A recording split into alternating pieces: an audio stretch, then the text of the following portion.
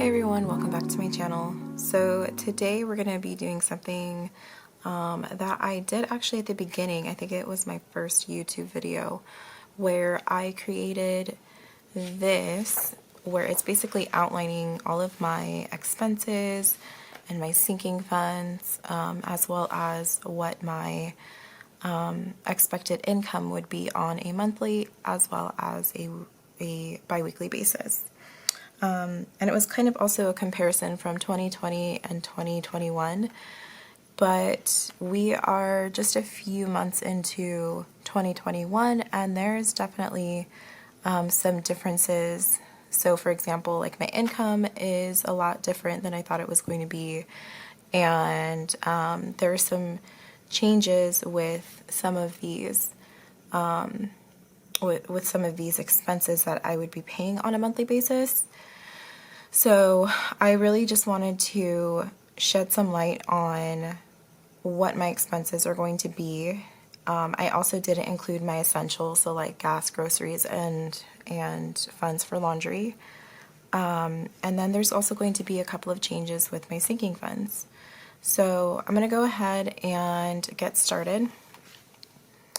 So as you can see, I wrote everything out already in terms of what it is that is in my expenses, my essentials, and my sinking funds.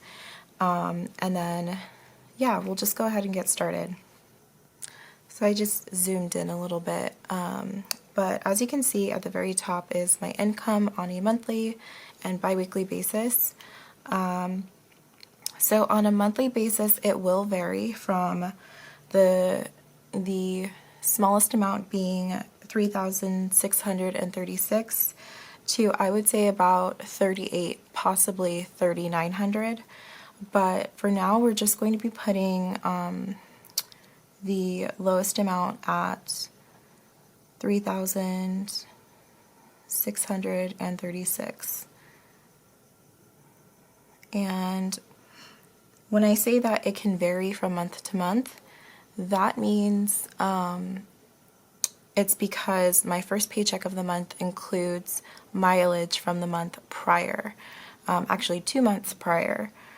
And because of that, depending on how much we've driven during that previous month, it will affect how much we get reimbursed for mileage.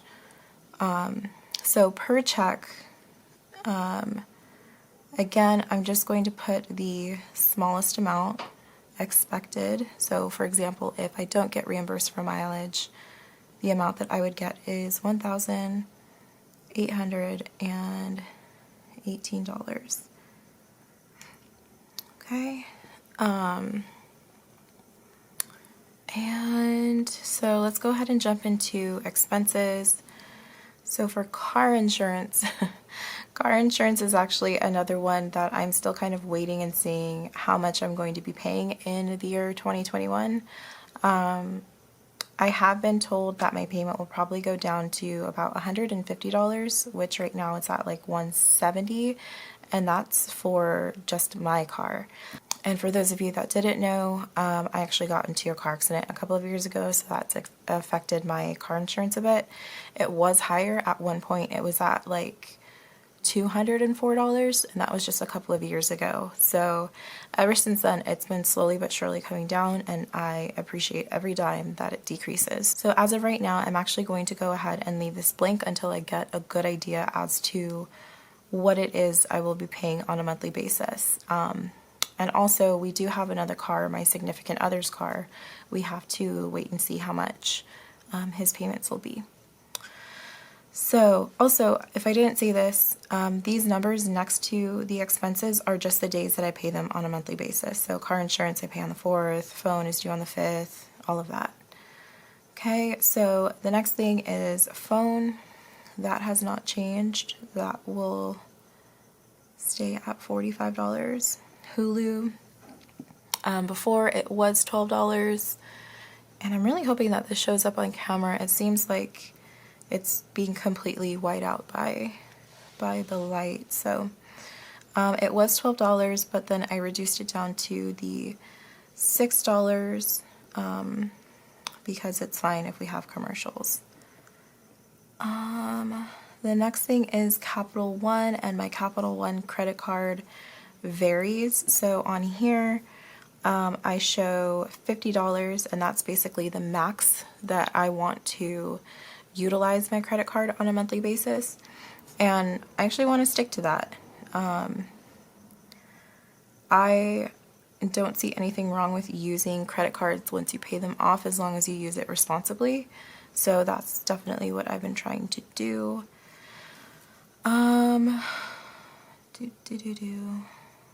Let's see. Oh, the other thing that is on this list that's not on this list is my significant other's credit card. So he's actually going to be doing this one. Again, he has a side hustle, and he's just been using his side hustle money to pay for his credit card. So we took his off of this list. What was the next one? Oh yeah, car note. So my car note is $232 flat. I'm sorry, no, that's not right. It's $232, and I want to say 44 cents. But I have been putting a lot more into my car note so that I can pay that off as soon as possible. The next thing is life insurance, and that stays at $25. So Disney Plus, I know that their services are going up $1 this month, in the month of March, and we actually won't be affected by it in the month of March, because it will be picking up a little bit later, towards the end of the month. So either way, we're still going to put it up to $8, because that's what it's going to be for the majority of 2021.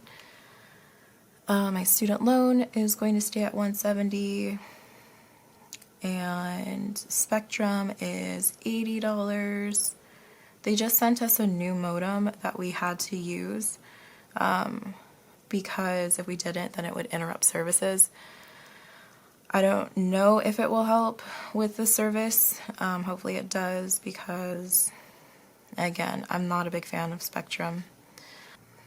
So the next one that we have on here is First Premier, and as you can see right here, I put the most that I would use it on a monthly basis being $20, and I'm going to keep that way, again, because I don't care for this credit card company, and I have a pretty large interest rate, so yeah. Spotify, I'm not aware that their services will be increasing, so for me it's still staying at 10. Essentials, that's not something that I included on here. It was something that I completely forgot, so I'm adding that right here. And so for essential, gas will be $120 per month. And then groceries will be $600 per month.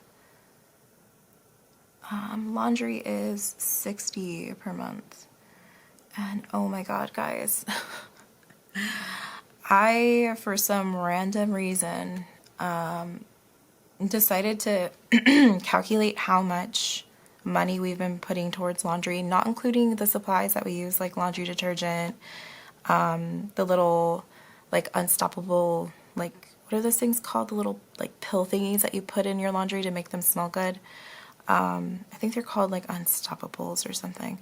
I don't know. Anyway, so, like, things like that and dryer sheets, I didn't count it in this calculation, but I basically was like, okay, you know what? I really want to know how much money we've been putting towards every year for the past, like, 5-6 years, with just setting aside quarters to wash the laundry and to dry the laundry at a laundromat. And no joke, it was over $4,000. And my mind is still blown by that. That's $60 per month. Multiply that by 12, and then multiply that by 5 or 6 years. So needless to say, it's a lot of money, and again, I can't wait to get our own home and get our own washing machine and dryer unit. That's just something I am absolutely looking forward to. Anyway, medical. Oh, so for sinking funds, it's pretty much going to stay the same. I did again want to take the home sinking fund as well as my son's savings out, because those are just electronic transfers that I do into our savings account and then our son's savings account. But I figured again just to leave it here because sometimes I forget if it's not written down.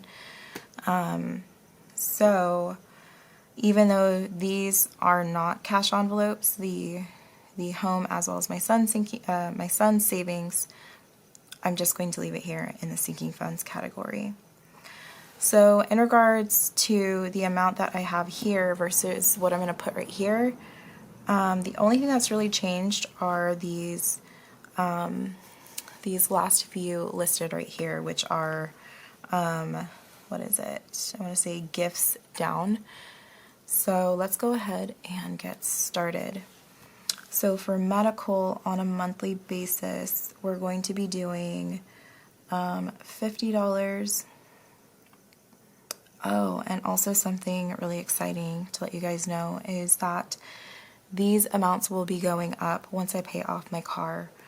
That is like the big goal, is to up the amount that we're putting aside every month for these sinking funds, especially to build up our emergency fund and to keep putting away for our home. So again, $50 for medical, $350 for a home,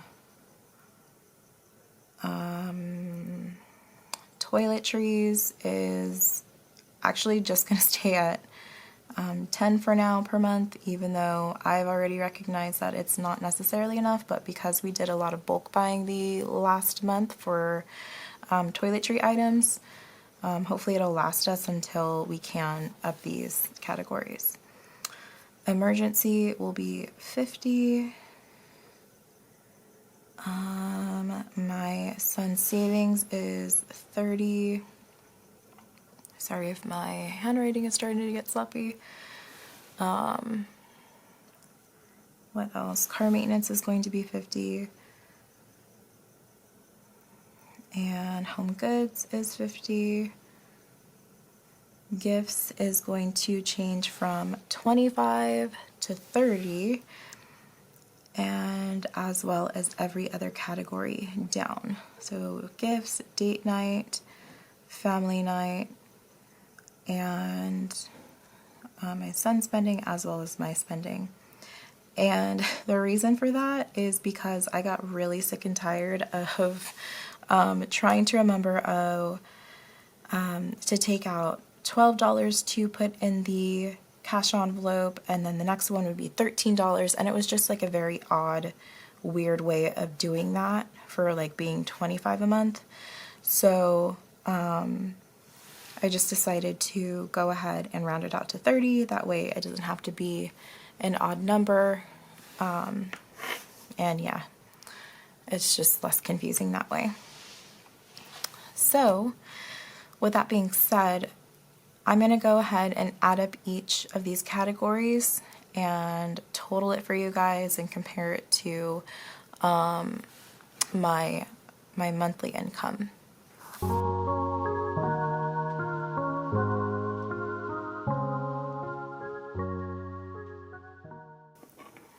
Okay, so this first category, expenses, the total, and I'm actually going to take this out and put this in the middle. This first category is going to be $646.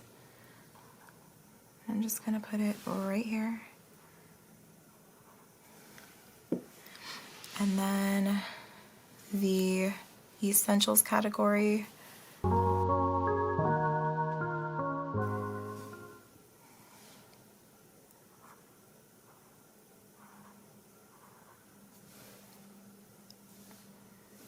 and then for the sinking funds,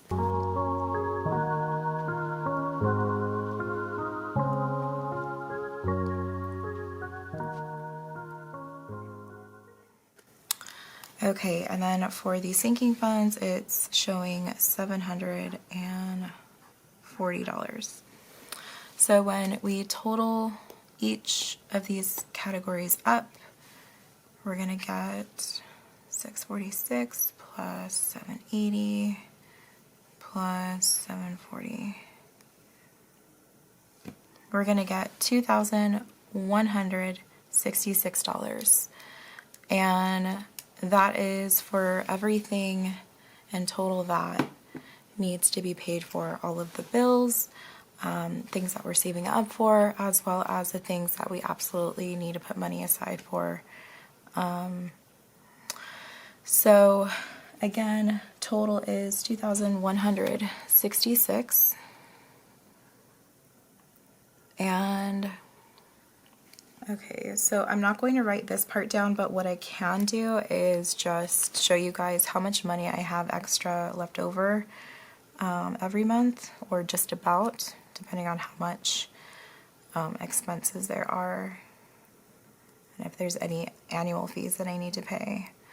So I took my monthly total, which is the minimum of $3,636, and subtracted the $2,166 from it, and what is left over is $1,470. And what I've been doing with that for the last couple of months is paying off my medical bills, which I completely paid off, and that was about $3,500 to $4,000 in a matter of just a couple of months.